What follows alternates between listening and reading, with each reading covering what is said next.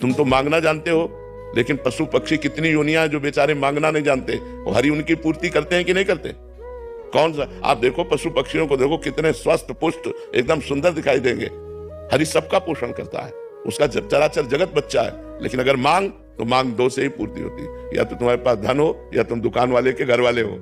तो आप हरि को यदि अपना मान करके प्यार करते हो तो मांगना बनता है, या इतनी तपस्या हो, आपके पास अनुष्ठान हो, जप हो, तो जो मांगोगे वो मिल जाएगा। अब दोनों में से एक भी नहीं है, लोगों को मांगना भी नहीं आता। ठाकुर जी के पास जाते हैं, बोलते हैं मैं एक भोग लगाऊंगा, हमारा काम कर दो। ठाकुर जी से मांगना भी नहीं आता। ठाकुर जी को ठाकुर जी मानो यार, प्रभु को प्रभु मानो, और अपना स्वामी मानो, अपना प्रीतम मानो, अपना यार मानो, तो अभी काम बनने लगे। आप क्या सोचते हो? आपके परिवार में कितने लोग हैं? परिवार में कितने लोग हैं? 13 13 तुझको अर्पण कर दो। क्या लागे मेरा, भी सारी बात बन जाए।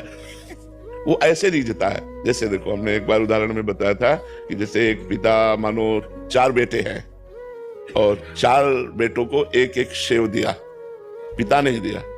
अब उसमें से एक बेटे ने दौड़ करके गोद पर चढ़कर कहा पापा आप पाओ ना, और पापा के मुंह पे लगा दिया। अब पापा क्या करेंगे?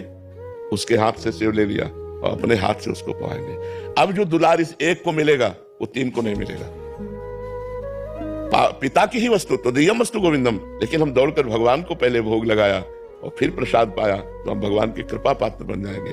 तो हम भगवान को अगर इस तरह से कि हम आपको 1 किलो लड्डू चढ़ाते तो भूल मत करो, भगवान को लड्डू पेड़ा नहीं चाहिए। भगवान अनंत ब्रह्मांडों के स्वामी हैं, उनको तुम्हारा भाव चाहिए। तो भाव है नहीं, प्रेम है नहीं, तपस्या है नहीं, तो कामना क्यों पूर्ति हो? हमें बताओ ना कैसे पूर्ति हो कामना की। अगर हम भगवान से कोई चाह पूर्ति कराना चाहते हैं तो हमें 2 में से एक होना पड़ेगा, या तो भगवान के बनो पक्का पूरा सबल, तेरा तुझको अर्पण, क्या लागे मेरा, या तो ये आओ और या फिर तब करो, और फिर देखो कामना की पूर्ति होती कि नहीं। ऐसे कामना की पूर्ति नहीं होगी। ऐसे भगवान को कोसो मत। संपूर्ण सृष्टि भगवान का बच्चा है और संपूर्ण सृष्टि को आवश्यक सामग्री भगवान सबको दे रहे हैं। कामनाओं की पूर्ति के लिए आपको तप करना पड़ेगा, आपको भजन करना पड़ेगा। कामनाओं की पूर्ति के लिए आपको भगवान से प्यार करना पड़ेगा, तभी आप ले सकते हैं। योगेंद्र उपाध्याय जी। राधे राधे महाराज जी। महाराज जी, आप कह रहे हैं कि आप उच्च शिक्षा मंत्री हैं उत्तर प्रदेश शासन के। महाराज जी, आप कह रहे हैं कि राजनीतिक व्यक्ति अपनी व्यस्तता के कारण पूजा पाठ, ध्यान व भक्ति के लिए बहुत कम ही समय निकाल पाता है। ऐसी परिस्थिति में कौन सा सरल भक्ति मार्ग होगा जिससे उसका आध्यात्मिक विकास संभव हो और परलोक सुधर सके? इसका प्रश्न भगवान ने गीता जी में कहा यत करोषि, यानी जो भी करते हो। इसमें ये नहीं कहा कि आप ये करिए, यत करोषि, जो करते हो मुझे अर्पित कर दो। पर भगवान को